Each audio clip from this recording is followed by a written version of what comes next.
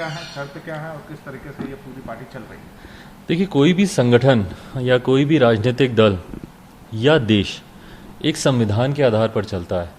अगर आप उस संविधान को अगर आप नहीं मानेंगे, अगर आप उसकी पालना नहीं करेंगे, तो मुझे नहीं लगता कि इस अराजकता के माहौल में किसी भी संगठन का आगे बढ़ना संभव हो पाएगा। लोक जनशक्ति पार्टी का गठन जब साल 2000 में हुआ था, पार्टी के संस्थापक मेरे पिताजी आदरणीय रामविलास पासवान जी ने जब इसका गठन किया था, तो उसी वक्त इसके संविधान की भी रचना की गई थी कि किस किस समय पर क्या क्या कारणों पे या किन किन परिस्थितियों में पार्टी कैसे आगे चलेगी या क्या निर्णय लिए जाएंगे। तो उसी में एक प्रक्रिया का जिक्र है कि राष्ट्रीय अध्यक्ष का चुनाव वो कैसे किया जाएगा। तो राष्ट्रीय अध्यक्ष का चुनाव पार्टी के की जो नेशनल एग्जीक्यूटिव है, जिसमें लगभग 75 के करीब उसमें मेंबर्स होते हैं, वो कैसे होते हैं मैं वो भी आपको बताता हूँ। जिसमें एक राष्ट्रीय अध्यक्ष होता है, नेशनल प्रेसिडेंट होता है, एक उसमें आपके राष्ट्रीय महासचिव होते हैं, एक 6 उसमें आपके वाइस प्रेसिडेंट्स होते हैं, 16 उसमें नेशनल जनरल सेक्रेटरी जिसे राष्ट्रीय महासचिव कहा जाता है वो होते हैं, और 16 सेक्रेटरीज होते हैं राष्ट्रीय सचिव, और एक ट्रेजरर होता है, एंड प्लस उसमें जितने भी स्टेट्स और यूटीज़ हैं, 35 स्टेट्स और यूटीज़ मिला के उनके अध्यक्ष उसमें होते हैं, और प्लस जो आपके सांसद या विधायक जो चुन के आते हैं वो भी उसके मेंबर्स होते हैं। तो मोटा मोटी ये संख्या जो होती है 75 के आसपास आती है।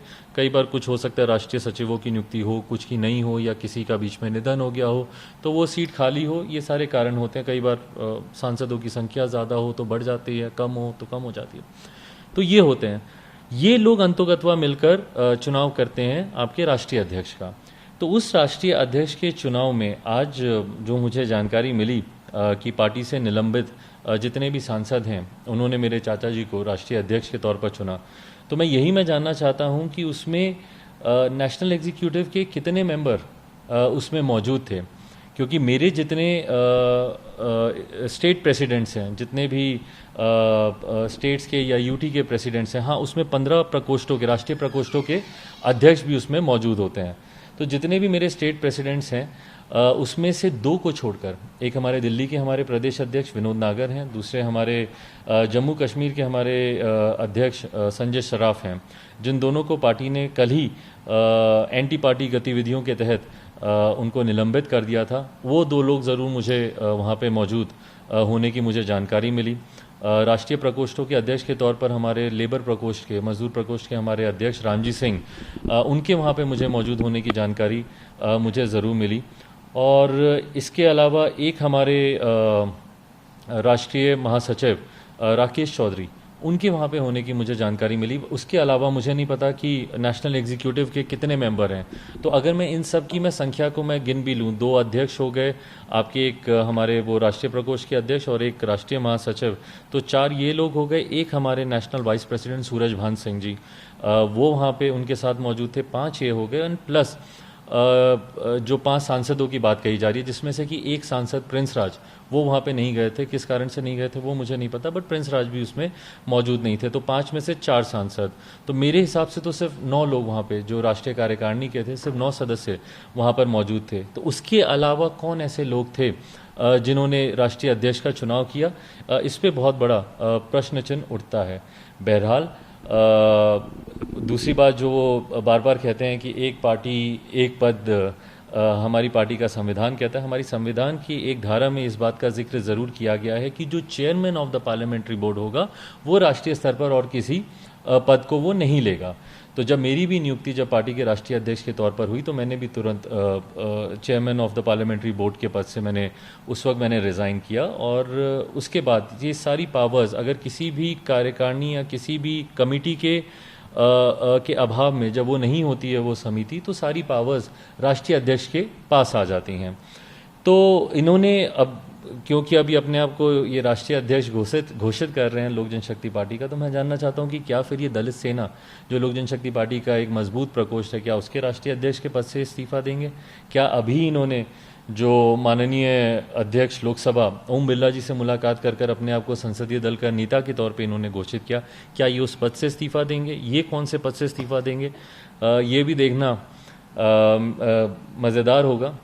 बट साथ में जो संसदीय दल के नेता का भी जो इन्होंने चुनाव किया, मैंने माननीय अध्यक्ष लोकसभा उनको भी मैंने पत्र लिखकर इसको रिकंसिडर करने का मैंने उनसे आग्रह किया है। इसको रिकंसिडर करने की ज़रूरत इसलिए है क्योंकि मेरी पार्टी से जुड़े हुए कोई भी विषय को आप मेरी पार्टी के संविधान के विपरीत आप उस पर निर्णय नहीं ले सकते। मेरी पार्टी का संविधान कहता है कि जो भी हमारा नेता सदन में होगा, पार्लियामेंट में होगा या असेंबली में होगा, उसका चुनाव केंद्रीय संसदीय बोर्ड करेगा, सेंट्रल पार्लियामेंट्री बोर्ड करेगा। इन्होंने महज 5 सांसदों की सहमति से इन्होंने जाकर अपने आप को संसदीय दल का नेता घोषित कर दिया। मैं पूरी तरीके से मैं मानता हूं कि संभवतः पूरी तरीके से जानकारी के अभाव में ओम बिरला जी, स्वाभाविक सी बात है, उनको मेरी पार्टी के कॉन्स्टिट्यूशन की जानकारी नहीं होगी और उन्होंने सांसदों की मौजूदगी देखी और जो कि 2/3 से यकीनन ज़्यादा है, तो उसकी मौजूदगी में उन्होंने उनको नेता घोषित कर दिया। पर मैंने उनको पत्र लिख के इसी बात की जानकारी दी है कि उनकी ये नियुक्ति पूरी तरीके से वैध है, गैर कानूनी है। क्यों? क्योंकि मेरी पार्टी का कॉन्स्टिट्यूशन ये कहता है कि सिर्फ सेंट्रल पार्लियामेंट्री बोर्ड को ही ये अधिकार है नेता सदन को चुनने का। तो ये कुछ विरोधाभास रहे हैं इस बीच में उनकी तमाम नियुक्तियों को लेकर। मैं उम्मीद करता था कि मेरे चाचा, उन्होंने पार्टी को बनाया मेरे पिताजी के साथ, तो उनको यकीनन पार्टी के कॉन्स्टिट्यूशन की भी जानकारी होगी। बट जितने भी अभी तक उनसे उन्होंने निर्णय लिए हैं या जो भी गतिविधियां की हैं, वो पूरी तरीके से पार्टी के संविधान के विरुद्ध हैं।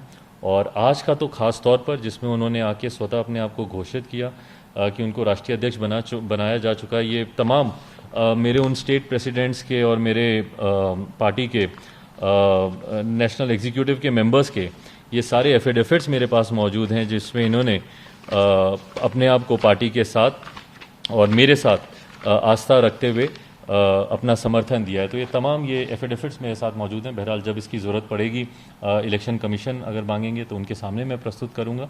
इलेक्शन कमीशन को भी बहरहाल हम लोगों ने इस बात की जानकारी हम लोगों ने दे दी है, क्योंकि इन सांसदों के इस गुट ने अपने आप को पार्टी से अलग किया था। तो अब ये लोक जनशक्ति पार्टी के अब ये सांसद नहीं हैं, इंडिपेंडेंट मेंबर ऑफ पार्लियामेंट से। इनकी सदस्यता दल बदल कानून के तहत जो संविधान में संशोधन हुआ था, 91वां संशोधन दल बदल कानून का, उसके तहत इनकी सदस्यता ज़रूर रहती है, क्योंकि 2/3 की बहुमत से ये लोग अलग हुए हैं। बट आज की तारीख में सदन में ये इंडिपेंडेंट मेंबर ऑफ पार्लियामेंट से, ना कि लोक जनशक्ति पार्टी के मेंबर ऑफ पार्लियामेंट से। और यही जानकारी हम लोगों ने इलेक्शन कमीशन को भी रिटर्न में हम लोगों ने दे दी है, क्योंकि जिस तरीके से ये पार्टी के नाम का, पार्टी के बैनर का, पार्टी के मंच का ये मिसयूज़ कर रहे हैं, ये गलत है। और मुझे उम्मीद है कि आने वाले दिनों में इलेक्शन कमीशन द्वारा और माननीय अध्यक्ष लोकसभा द्वारा पार्टी के, लोक जनशक्ति पार्टी के संविधान को मद्देनज़र रखते हुए सही निर्णय लिए जाएंगे।